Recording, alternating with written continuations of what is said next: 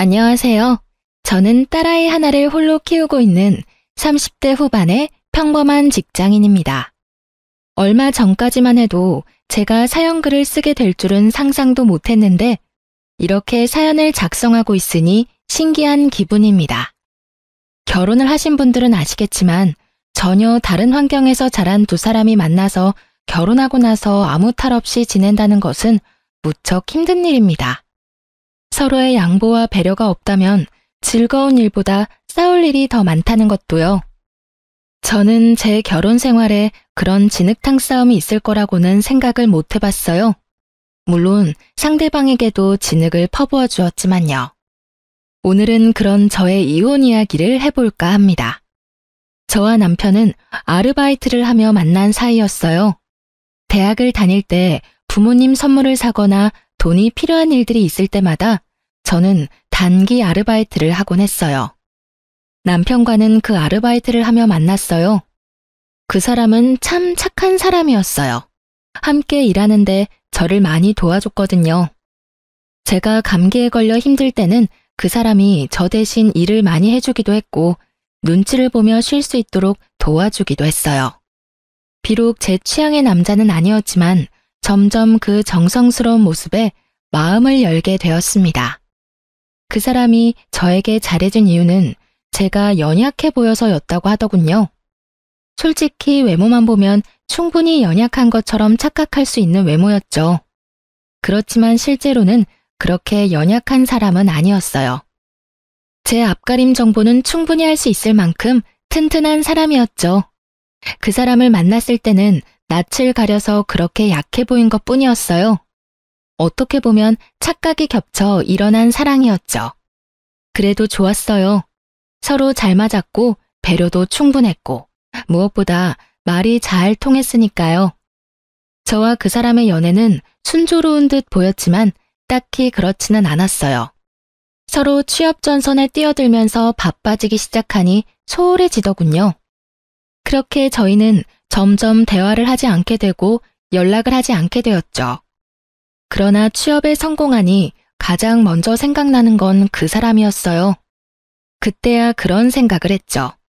내가 이 사람을 참 좋아하는구나 하고요. 그리고 그 생각은 그 사람도 마찬가지였던 것 같았어요. 취업한 날 제게 연락이 왔었거든요. 그렇게 다시 이어진 우리는 결국 결혼까지 성공하게 됐어요.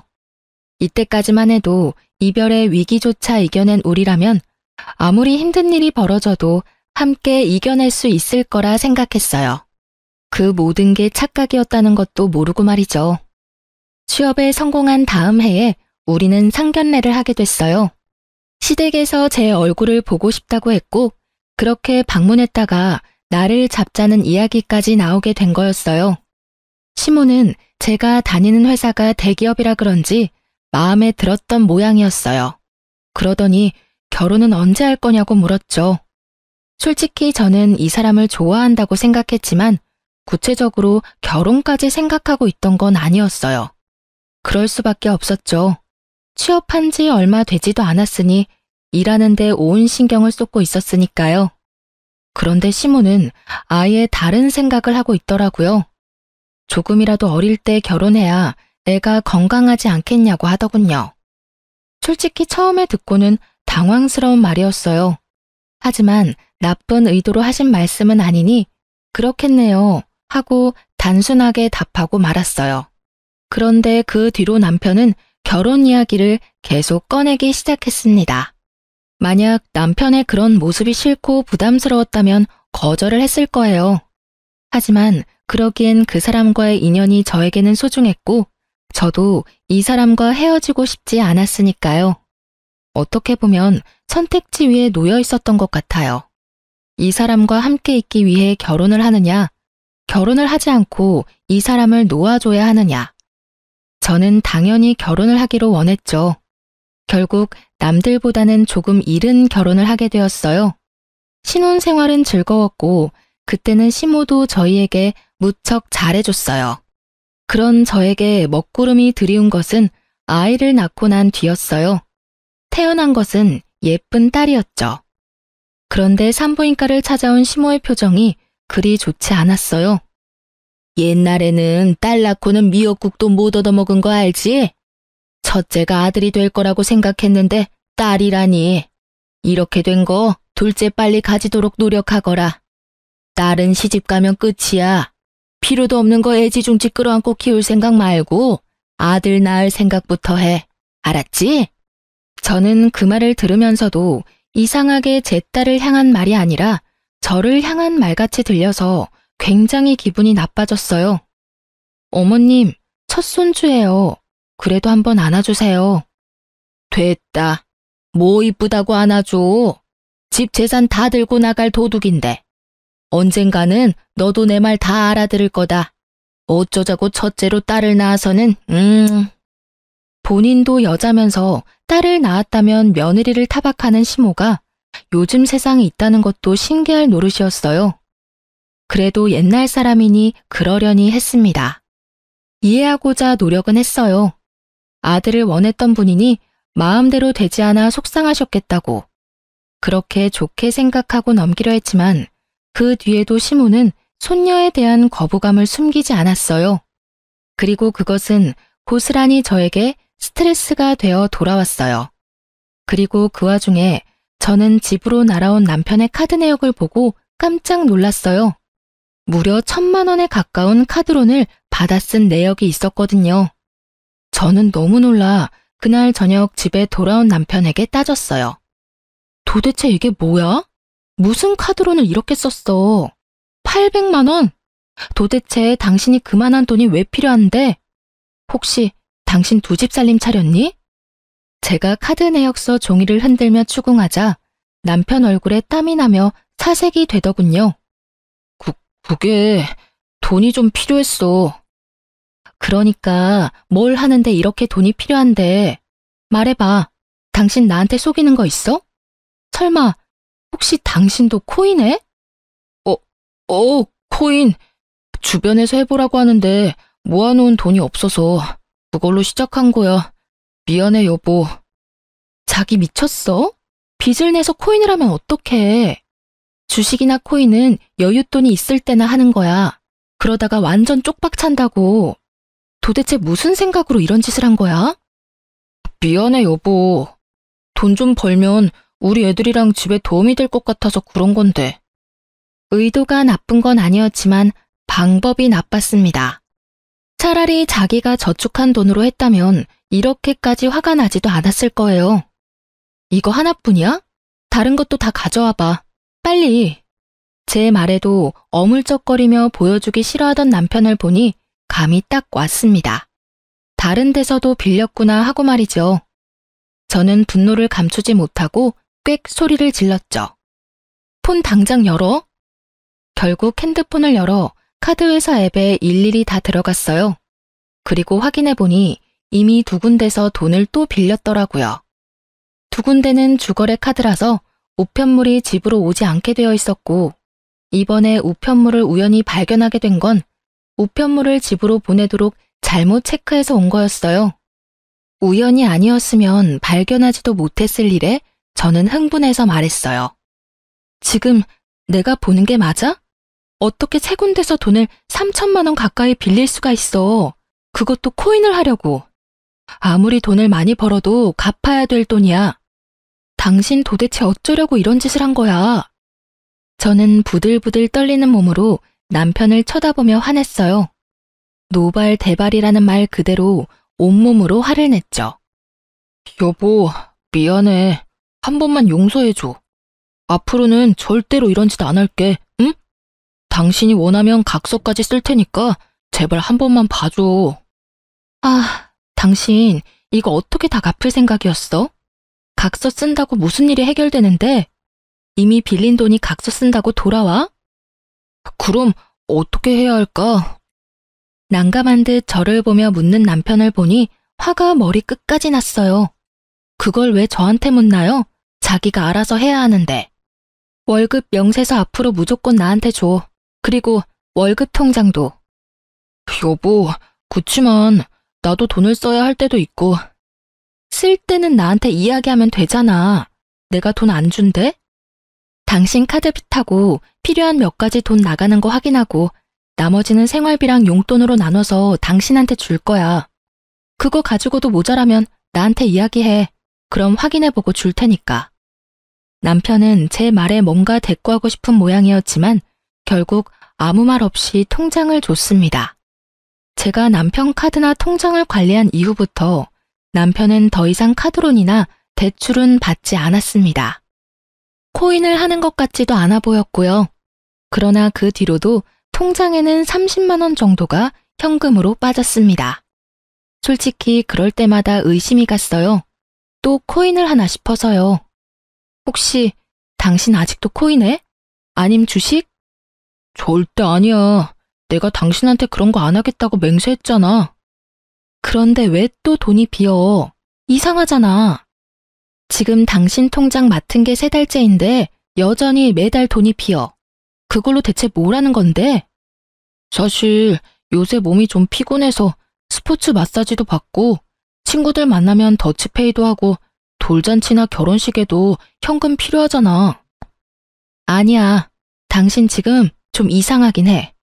월급 나오는 날 맞춰서 그 돈을 빼가는데 제가 의문을 제기하며 화를 내려는데 도중에 남편 전화기가 울리더군요. 슬쩍 보니 시모 전화였습니다. 저는 눈을 질끈 감으며 손으로 전화를 받으라는 신호를 줬습니다. 남편이 전화를 받더니 이상한 표정으로 제게 말하더군요. 어머니, 지금 이 밑에 계신데 지금 올라온다고 현관문 열어달라는데? 뭐? 무슨 말도 없이 집에를 오셔. 저는 주말이라 정리도 안 된 집과 씻지도 않은 남편을 보며 한숨을 쉬었어요. 말도 없이 아들 집을 찾는 시모의 행차에는 그에 걸맞는 이유가 있는 법이죠. 집에 들어오던 시모가 제게 말하더군요. 예, 너는 일하는 것도 좋지만 집도 좀 치우고 살아. 이게 뭐니? 돼지우리도 아니고. 너 직장만 아니었으면 에휴, 됐다. 내가 뭔 말을 하니? 죄송해요, 어머님. 오늘은 무슨 일로 찾으셨어요? 미리 말씀이라도 해주셨으면 준비를 좀 해뒀을 텐데. 너 오늘 나랑 어디 좀 가자. 어딜요? 한의원에 무조건 아들 낳을 수 있다는 용한 집이 있대. 거기 가서 약도 좀 짓고 점집 가서 둘째는 언제 들어서는지도 좀 보고. 어서 준비해라. 예약해놔서 바빠. 어머님, 제가 저번에도 말씀드렸다시피 저는 둘째를 낳을 생각이 없어요. 솔직히 지금 육아휴직하고 쉬면 집도 힘들고요. 넌 네가 뭐 대단한 일이라도 하는 것처럼 말하네. 너 남편보다 조금 더 좋은 직장에서 일한다고 유세 떠는가 본데 며느리로 들어왔으면 해야 할 일은 해야지. 아들을 낳아서 대를 잇고 제사를 지낼 수 있도록 하는 게 너의 가장 중요한 일인데 그걸 안 한다고? 그럼 넌 왜 우리 집에 시집을 왔니? 아들도 안 낳아줄 거면서? 그리고 너 하나 없다고 해서 집이 망하겠어? 우리 아들이 너 하나 정도는 충분히 먹여 살릴 수 있어. 시모 이야기를 들으며 한숨이 팍 나오더군요. 그놈의 아들 타령하는 시모를 보며 저도 참을 수 없어 한마디 보탰습니다. 네, 어머님이 그렇게까지 말씀하시니 어쩔 수 없네요. 저도 애 하나 더 낳도록 노력할게요. 지금 당장 그 직장 그만두더라도 남편이 저 먹여 살릴 수 있을 테니까요. 안 그래, 여보? 제 말에 남편은 얼굴이 하얗게 질려서 눈도 못 마주치더라고요. 여보, 애를 낳는 거지 직장을 그만두는 건 아니지? 어차피 육아휴직하면 돈 적게 받는데 직장 그만두는 거랑 뭐가 달라? 당신이 책임지면 되잖아. 나랑 우리 딸. 어머님이 매번 내조하라고 하시는 것도 신경 쓰였고 내가 일 그만두고 당신 내조할 테니까 당신은 돈만 벌어와. 그래도 잘하던 일 그만두는 것도 아깝고 둘째는 나도 그렇게 크게 생각은 없는데. 남편은 필사적으로 저의 임신과 퇴직을 막더군요. 그럴 수밖에요. 남편 본인도 빚 갚느라 헉헉대는데 말이죠. 그게 무슨 소리야? 아들이 꼭 있어야지. 넌 왜 갑자기 네 마누라 편을 들어? 엄마, 그게... 어머님 아직 모르시나 보네요. 남편 카드빚이 거의 3천만 원이라 그거 갚느라 지금 힘들거든요. 그래서 지금 당장 저 일 그만두고 애 가지면 저희 생계가 많이 힘들거든요. 그래서 그런 거니까 이해하세요. 그래도 가장인데 투잡이라도 뛰면서 저희 부양하려고 노력하지 않을까요? 그 말에 시모가 기가 찬다는 얼굴로 남편을 쳐다보았어요. 남편이 시모의 도끼 어린 눈빛을 피하는 걸 보고 속이 시원했죠. 이제는 시모가 내게 애를 가지라고 말하지는 않겠구나 싶었어요. 제 예상대로 시모는 제게 아무 말도 안 하고 남편을 향해 있는 대로 욕설을 퍼붓더군요. 너 우리 집안의 아들이 얼마나 귀한 줄 몰라? 네가 이런 못난 짓만 안 했어도 지금 손주가 태어났을지도 모른다고. 어휴, 이 멍청한 거사. 도대체 그 돈을 다 어디다 썼어? 남편은 시모의 욕설을 고스란히 받으면서도 변명 한마디 하지 않더군요. 앞으로 그럴 일 없어요. 와이프한테 통장 다 잡혔으니까. 그리고 앞으로 둘째 이야기 좀 그만하세요. 잘 해결되겠죠. 그러니까 이제 가세요. 그러면서 남편은 시모를 쫓아냈어요. 그리고 남편 자신도 밖으로 나가버렸어요. 시모는 그 뒤로 제게 둘째를 가지라는 말은 입 밖에도 꺼내지 않았어요. 그러려면 못난 아들이 벌인 일을 들춰야 하니 입 밖에도 내지 않더군요. 둘째라니, 이 와중에 둘째가 가당키나 한가요? 그렇게 저는 평화를 찾았습니다. 그러나 그 평화는 한 달도 되지 않아 깨져버렸어요. 하루는 시모가 저를 시댁으로 불렀어요. 줄 게 있으니 오라는 말에 시댁으로 향했어요. 시모가 준비한 것은 한약이었습니다. 저번에 말한 그 한의원에 가서 지어온 것이었어요. 시모는 그 뒤로 애를 가지라는 말을 한 번도 꺼내지 않았는데 그 약을 준비하고 저를 기다리고 있더군요. 그러면서 그러더군요. 아들이 진 빚은 내가 갚아주마. 그러니 너는 마음 놓고 애 가질 준비나 해. 이거 먹으면 금방 아들 들어선다고 하더라. 언제까지 딸내미 하나 보면서 살 거야? 든든한 아들이 있어야 해. 내가 저번에 점집도 가서 너한테 아들이 있는지 확인했는데 있다더라. 아무렴? 있고 말고. 그러니 이거 먹고 얼른 둘째나 가져. 시모는 포기하지 않았더라고요. 그 돈을 대신 갚아주는 한이 있더라도 둘째, 아니 아들을 보겠다는 확고한 의지가 느껴졌어요. 그런데 그때 시댁벨이 울리더군요. 문을 열어보니 남편과 웬 여자, 그리고 어린 남자아이였어요. 그때부터 저에게 지옥이 펼쳐졌어요.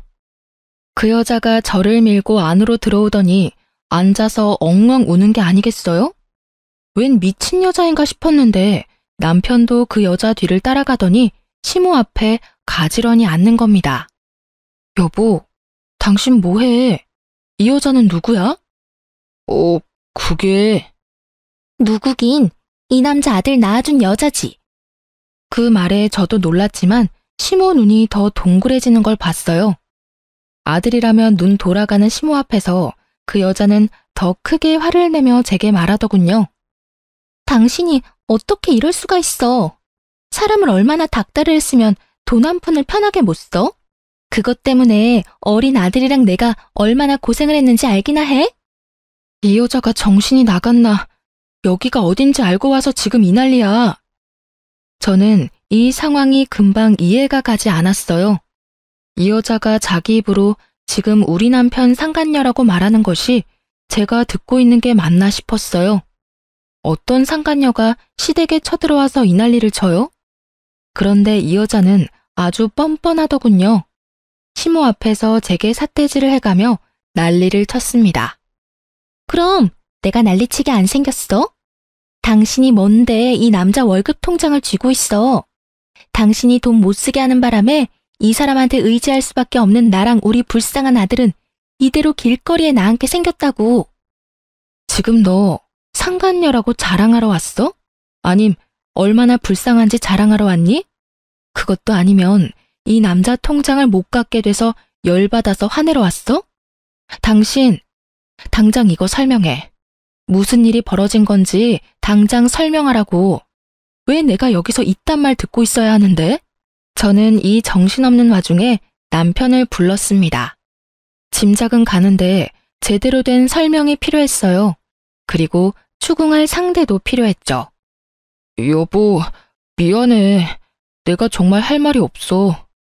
나 이 사람이랑 작년 동창회에서 만났고 우리 사이에 애까지 태어났어.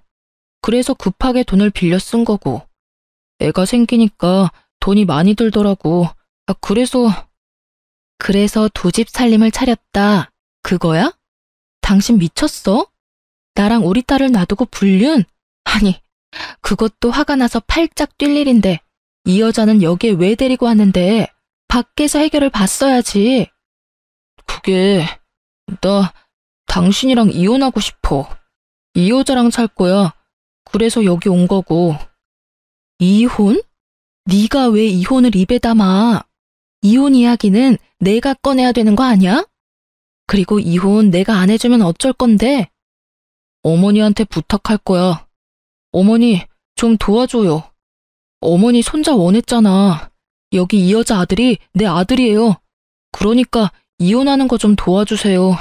그 빚만 좀 어떻게 하면 이혼해도 잘 살 수 있을 거예요. 남편은 내게 이혼을 요구하며 자기 손으로 한 살도 채 되지 않은 갓난쟁이를 시모 품에 안겨줬어요. 시모 눈이 휙 돌아가며 그 상간녀의 아이를 바라보는 눈빛이 흐뭇하게 변하는 것을 보면서 저는 게임이 끝났다는 걸 깨달았어요. 아들 바라기 시모가 제 편이 될 일은 절대 없을 테니까요.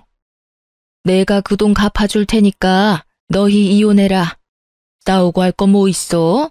우리 아들이 널 싫대지 않니? 그러면 네가 당연히 나가야 하는 게 맞는 거 아니냐? 저는 기가 막혔습니다. 이혼을 하기 위해 시모를 설득하려고 애까지 데리고 여기 온 거였어요. 이 남자가 이렇게 사악했나 싶었는데 기세등등하게 웃으며 저를 쳐다보는 상간녀를 보니 이 여자가 그린 그림이었구나 싶은 생각이 들었죠. 어머님, 어떻게 그런 말을 하실 수 있어요? 상간녀를 앞에 두고. 그러니까 법대로 해. 솔직히 우리 아들이 바람핀 거 말고 무슨 잘못을 했니? 잘못이라면 네가 했지. 네가 우리 아들한테 잘했으면 아들이 널 두고 바람을 폈겠어? 그게 지금 하실 말씀이세요? 그러니까 나 보기 싫으면 얼른 이혼해. 나는 손주만 있으면 된다. 다른 건 다 사소한 것들이야. 저는 이 상황이 정말 이해가 가지 않았어요. 제가 피해자인데 여기서는 제가 이상한 사람이 된 것 같았죠. 여보, 정말 이렇게 부탁할게. 헤어져줘. 위자료는 내라면 낼게. 그러니까 제발 부탁이야. 부탁? 나 이혼녀 만들고 우리 딸 아빠 없는 자식 만드는 것도 부탁이라고 하는 거니? 어떻게 당신이 나한테 이럴 수가 있어? 당신은 능력 있잖아. 좋은 직장도 있고 능력도 있고 다 잘하니까 괜찮잖아. 그런데 이 사람은 안 돼. 나 없으면 안 되는 사람이야. 그러니까 당신이 나랑 헤어져 줘. 어? 제 남편은 아주 단순한 사람이었습니다. 그 여자가 징징대며 못 살겠다고 하는 말을 곧이곧대로 믿고 자신이 지켜줘야 할 여자라고 생각한 모양이었어요. 그 사람의 여자 취향이었죠. 저와 결혼할 때도 저를 지켜줘야 할 사람이라고 생각했으니 상간녀가 그 부분을 아주 잘 활용한 것 같더라고요. 딱 보니 답이 안 나오겠더라고요. 야, 능력 없는 년은 유부남 꼬셔도 되고 능력 있는 나는 남편 다 뺏기고 이혼녀나 되라는 말이야? 말을 하고 싶거든 제대로 된 말을 해. 내가 괜찮으니 이혼하자고? 내가 괜찮은지 안 괜찮은지 네가 어떻게 아는데? 알았어. 이혼? 하자. 내가 그거 해줄게. 그런데 너 나중에 후회나 하지 마. 저는 그렇게 이야기하고 시댁에서 나왔어요. 그리고 이혼 전문 변호사와 만나 이혼 소송에 들어갔죠. 당연한 말이지만 제게 유리했습니다. 유책 사유는 남편에게 있었으니까요. 그렇게 두 사람에게 위자료 받고 아이 양육권과 친권까지 받으며 결혼 생활에 종지부를 찍었습니다. 하지만 이 분한 마음은 어떻게 되지 않더군요. 그런데 의외의 곳에서 남편에게 복수할 일이 생겼습니다. 한 남자가 저를 찾아왔어요. 왜소하고 마른 남자였는데 저희 집에 와서는 전 남편을 찾더라고요. 그리고 그 사람이 가져온 종이 한 장을 보고 저는 경악을 금치 못했어요. 그리고 그 길로 그 남자를 데리고 전 남편의 결혼식장으로 달려갔죠. 그 사람이 저를 찾아온 그날이 전 남편과 상간녀의 결혼식 날이었거든요. 이혼한 지 일주일 만에 재혼을 하더라고요. 제가 찾아가니 이미 결혼식은 막바지였고 하객들은 식사를 하러 갔고 두 사람은 패백을 하러 별실에 올라가 있는 상태였어요. 올라갔더니 가족들이 모두 모여 있더군요. 두 사람은 기분이 좋은지 입이 귀에 걸려 있었고 시모는 아이를 안고는 아주 좋아 죽더군요. 함께 온 남자가 상간녀의 얼굴을 보더니 대뜸 달려가 묻더군요. 애는 어딨어? 애 어딨냐고. 그 사람이 서 있던 곳에서는 시모가 보이지 않았나 보더라고요.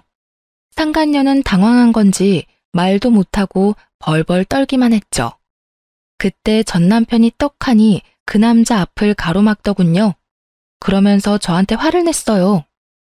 이게 뭐 하는 짓입니까? 당신 이 사람이 누군데 여기까지 데리고 와. 그리고 난 당신 결혼식에 초대도 안 했어. 알아, 초대 안 한 거. 나도 올 생각 없었어. 근데 여기 당신 애타게 찾는 분이 계셔서 모시고 온 거야. 좀 급해 보였거든. 그런데 이렇게 서로 좋아 죽는 거 보니까 여전히 모르나 보네. 내가 뭘 모르는데. 당신 혹시 나랑 이혼했다고 이런 식으로 해코지하는 거면.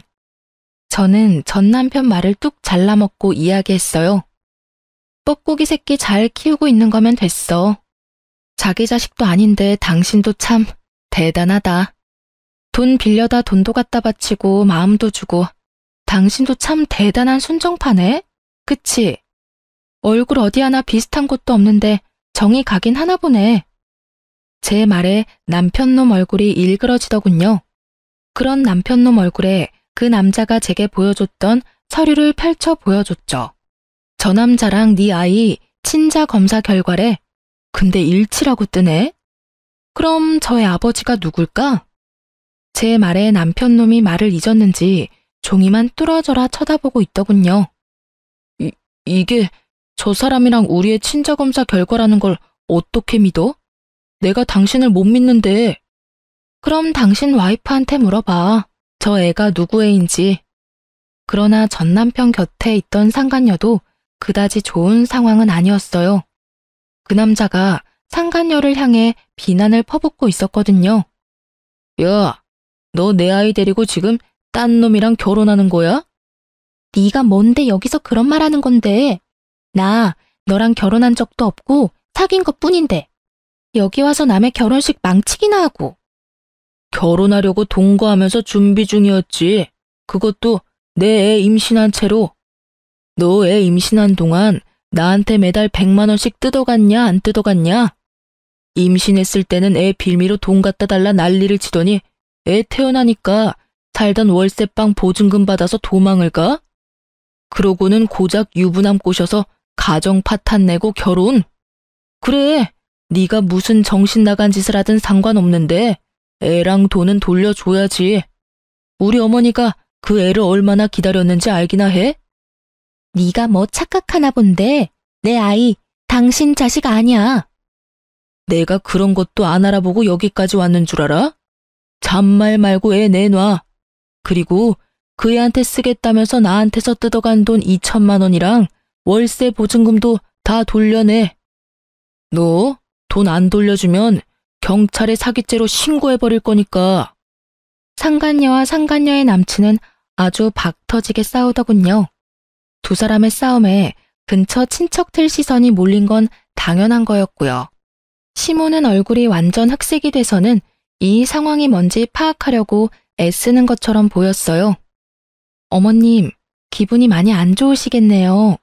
그렇게 애지중지 안고 빨고 하던 손자가 어머님 친손자가 아니라니 말이에요. 이게 다 뭐야? 너, 네가 벌인 일이지? 네가 우리한테 복수하려고 그런 거지? 어머님도 참 너무하시네요. 제가 이렇게 친절히 그 애가 남편 아들이 아닌 사실을 알려드리고 있는데 할 말이 그것뿐이에요. 못 믿겠으면 친자 검사해보세요. 그런데 한 가지만 말씀드릴게요. 어머님이 안고 계신 손주 이제 태어난 지 5개월이죠? 그런데 아세요?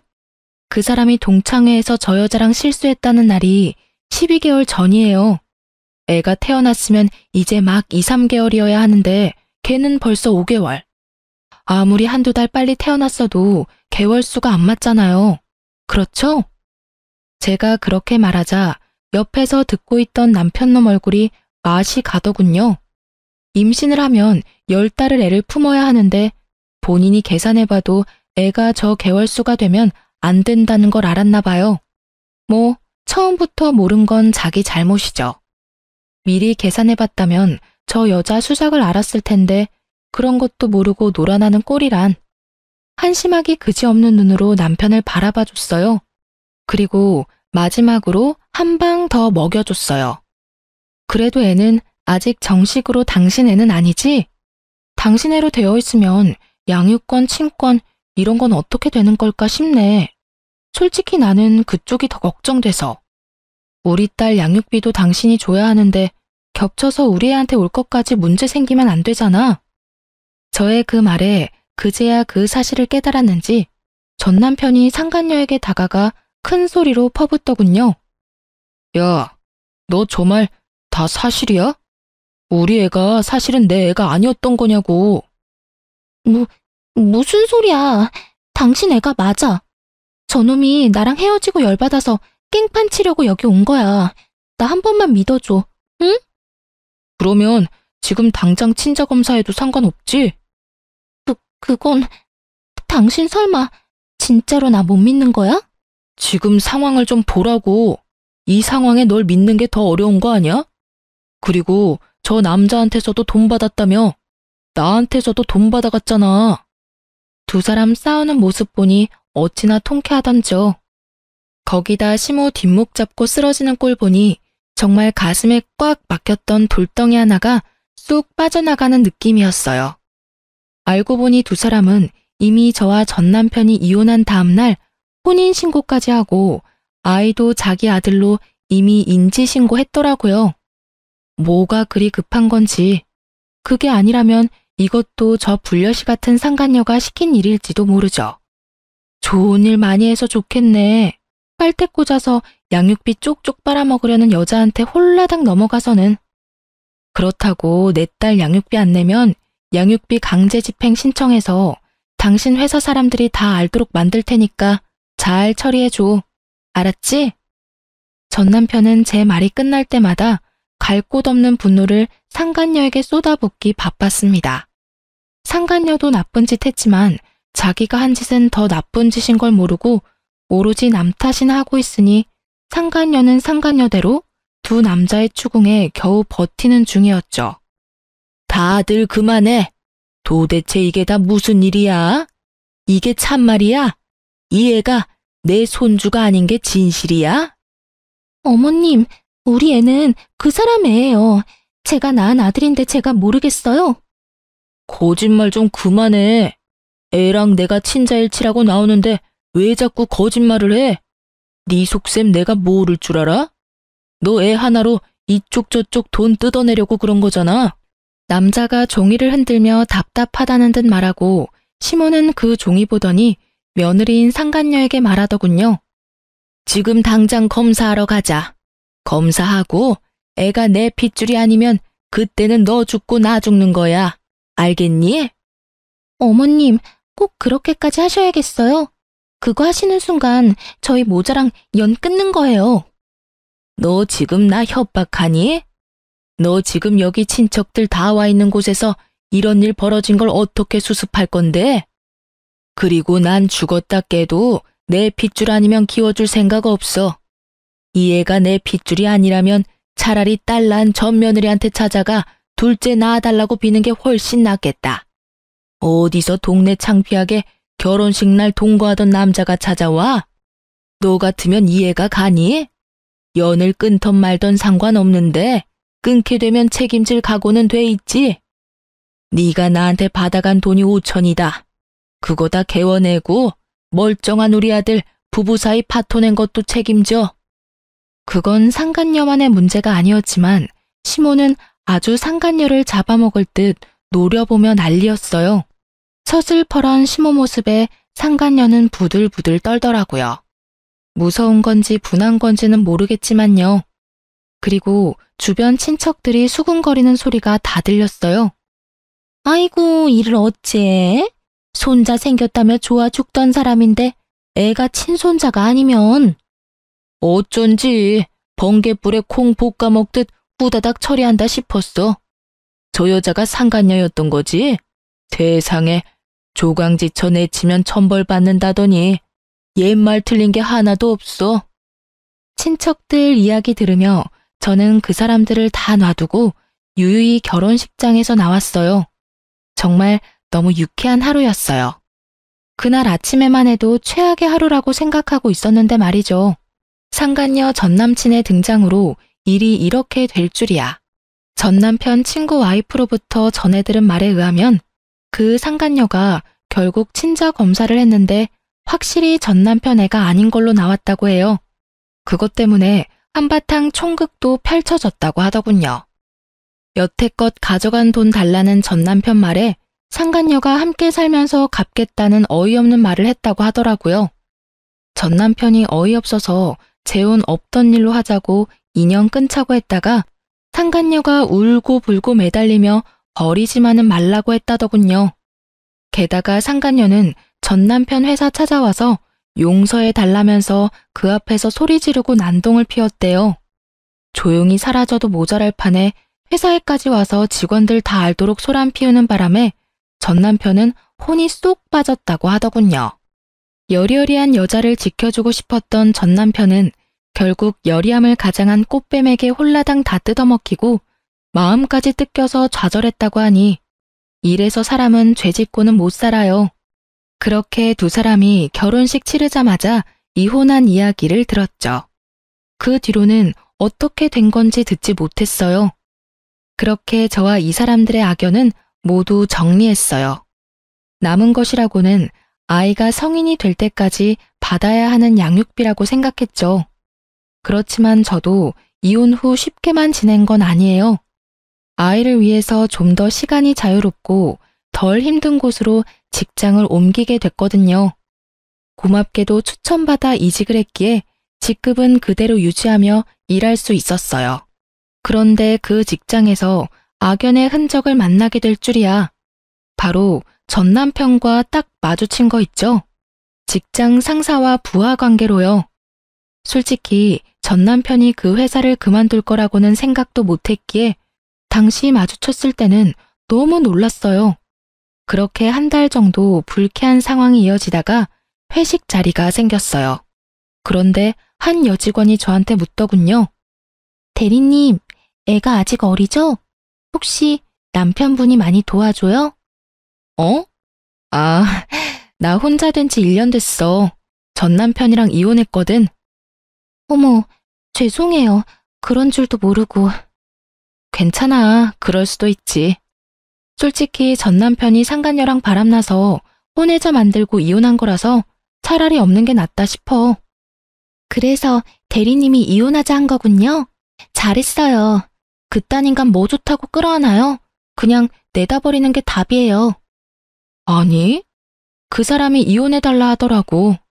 상간녀는 너무 여리고 착해서 자기가 지켜줘야 한다나 뭐라나? 제 말에 여직원이 벙찐 얼굴로 갑자기 화를 막 내더군요. 뭐라고요? 우와, 세상에 진짜 미친 쓰레기 같은 인간이 있긴 있네요. 어떻게 바람핀 주제에 이혼을 요구해? 진짜 그걸 가만히 뒀어요? 저 같으면 그 자리에서 머리끄댕이라도 잡았을 건데. 그러게나 말이야. 그런데 더 웃긴 거 이야기해 줄까? 나랑 이혼하고 전 남편이 그 상간녀랑 결혼하는 날, 상간녀랑 동거했던 남친이 결혼식장에 와서 애랑 돈 내놓으라고 난리였거든. 애를? 왜요? 거기다 동거, 그 상간녀 진짜 배짱이 장난 아니네요. 설마 애 가지고 장난질한 건 아니죠? 왜 아니겠어? 알고 보니 전 남편 애라며 상간녀가 데려온 애는 그 사람 애가 아니고 상간녀 전 남친 애였던 거지. 애 하나 가지고 남자한테 돈 좀 뜯어보려고 유부남을 꼬셨고 그 유부남은 그 수작에 넘어가서 결국 집 팔자 지가 꼬았지. 저는 그 이야기하면서 전 남편을 슬쩍 봤어요. 그랬더니 연신 휴지로 얼굴에 땀을 닦고 있더군요. 진짜 이래서 사람은 나쁜 짓 하고는 편하게 못 살아요. 남자가 보기에도 진짜 나쁜 놈 맞죠? 쓰레기라고 불러도 손색 없는 사람이네. 안 그래요? 여직원이 전 남편에게 동의를 구하듯 묻는데 전 남편은 그러네요 하면서 억지 웃음 짓고 있더라고요. 직원들 입방아에 오르내리는 게 힘들었는지 나중에 저희 집까지 찾아와 제발 그만하라며 소리치더군요. 이런 식으로 계속 내 이야기하면 명예훼손으로 소송 걸 거야? 명예훼손? 소송하고 싶으면 해. 나는 걸릴 게 없어. 내가 겪은 이야기 회식 자리에서 한 것뿐이고 그 전 남편이 너인 것도 아무도 모르잖아. 너 혼자 힘들 뿐인데 소송해서 전 직원이 다 알도록 만들고 싶으면 그렇게 해. 만약 그렇게 해서 직원들 입에 내 이름 오르내리면 그때는 내가 당신 고소할 거니까. 제 말에 전 남편은 제 앞에 무릎을 꿇더군요. 제발 이제 그만 좀 하자. 나 너무 힘들어. 나 여기서 잘못되면 갈 곳도 없어. 제발 부탁이야. 나 좀 여기서 일하게 해줘. 내가 잘못한 건 아는데 그게 이렇게까지 두고두고 까일 일이야? 그 여자 피해서 도망왔는데 이번에는 당신이야. 도대체 다들 나한테 왜 그러는데? 당연히 꼴도 보기 싫어서 그런 거지. 그걸 모른다니 참 어이가 없었어요. 본인이 그렇게 나쁜 짓을 저질렀다는 감이 없나 싶을 정도였죠. 얼굴만 봐도 역겨워 짜증나는데 이 인간 얼굴 좀 안 보고 살았으면 좋겠다 싶은 생각을 하다가 정말로 좋은 생각이 하나 떠올랐어요. 상간녀를 이용하면 잘 될 것 같아서 이번 회식 사진을 제 메신저 프로필 사진으로 바꿨어요. 그리고 제 회사 이름을 적었더니 상간녀가 미끼를 물었더라고요. 어떻게 알았는지 저희 회사 앞까지 찾아와서 난동을 피우더라고요. 야, 내가 너 못 찾을 줄 알았지? 나랑 애는 버리고 다시 찾은 게 한 번 버렸던 마누라 곁이야? 당신 여기 어떻게 알고 왔어? 네 전 마누라가 가르쳐줬다. 왜? 나랑 애까지 버리고 네가 가긴 어딜 가? 내가 이야기했지? 당신이 나 버리면 나도 당신 회사 가서 당신이 어떤 짓 하면서 살았는지 다 떠벌린다고. 그리고 당신은 배알도 없어? 한 번 이혼한 마누라는 왜 찾아간 거야? 찾아간 게 아니라 우연이야. 여기 오니까 이 사람이 여기 와 있었던 거고. 그리고 여기서 이러지 마. 다른 데 가서 이야기하자고. 전 남편이 당황했는지 상간녀 팔을 잡고 회사 앞에서 벗어나려고 필사적으로 끌어당겼지만 상간녀는 꼼짝도 하지 않더군요. 내가 왜 다른 데 가야 해? 여기서 이야기하면 되잖아. 당신이 나랑 애 버리고 간 거 세상 사람들이 다 알도록 만들어줄 테니까. 그 애가 내 애가 아닌데 왜 여기 와서 이래? 진짜 애 아빠 찾아가서 말하라고. 우리 이미 이혼해서 남이야. 어떻게 애를 당신 아들로 들였다가 그렇게 내칠 수가 있어? 당신 나 사랑한다고 하지 않았어? 내 덕분에 당신 빚도 다 갚았는데 당신이 어떻게 나한테 이럴 수 있어? 당신 덕분이라고? 내가 지금 이 모양 이 꼴이 된 게 당신 덕분이긴 하지. 당신 때문에 멀쩡한 가정 내 손으로 찢어발기고 돈까지 빌려서 어머니에게 갚도록 만들었지. 그리고 전 회사에 와서 이 난리 피우는 바람에 거기 있지도 못하고 이직했는데 여기까지 쫓아와서 이러는 거야? 당신이 하나부터 열까지 다 잘못했는데 왜 나한테 이러는 거야? 당신 혼자 잘 살겠다고 도망가는 건 안 되지. 당신이 나 책임지겠다며? 바람은 혼자 피워? 그럼 나랑 바람을 피우지 말지 그랬어. 그랬으면 가정도 지키고 돈도 안 빌리고 부자 돼서 잘 살 수 있었을 텐데, 어? 지가 잘못한 건 하나도 없고 남 탓만 하지? 이혼도 네 손으로 했지. 내가 손모가지 붙잡고 이혼 서류에 사인하라고 협박이라도 했어?